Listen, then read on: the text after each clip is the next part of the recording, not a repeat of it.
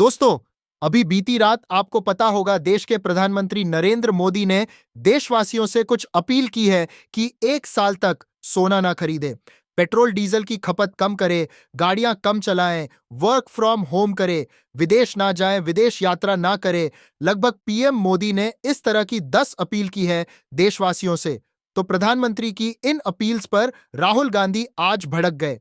देखिए, राहुल गांधी ने सीधा सीधा पीएम मोदी पर तंज कसते हुए कहा कि देश चलाना मोदी के बस की बात नहीं है, सोना ना खरीदें, विदेश ना जाएं।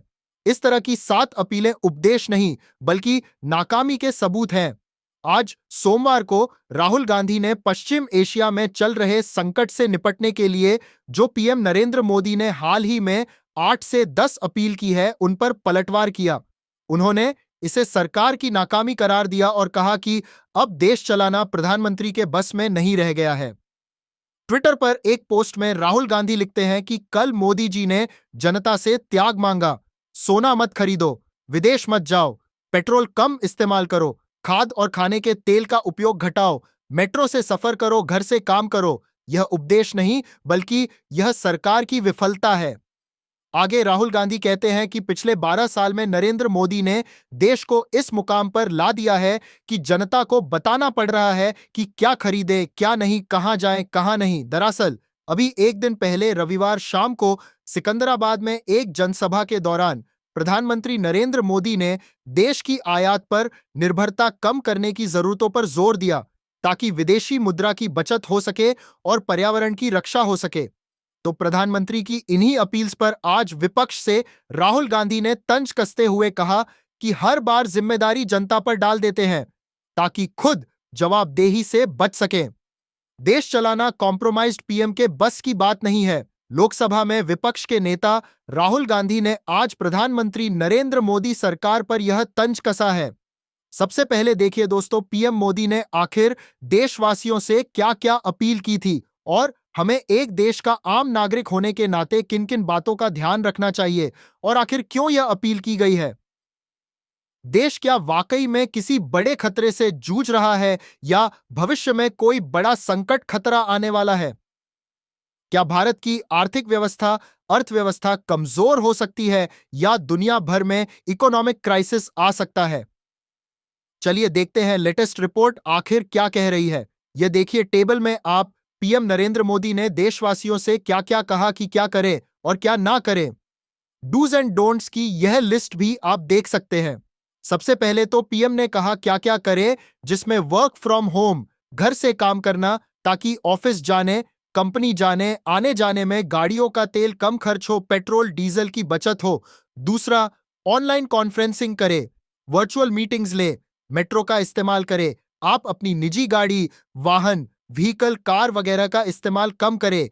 कार पुलिंग, रेलवे से सामान भेजे, ई व्हीकल्स का इस्तेमाल करे। यह तो देशवासियों से करने की अपील की है कि इन बातों का ध्यान रखें।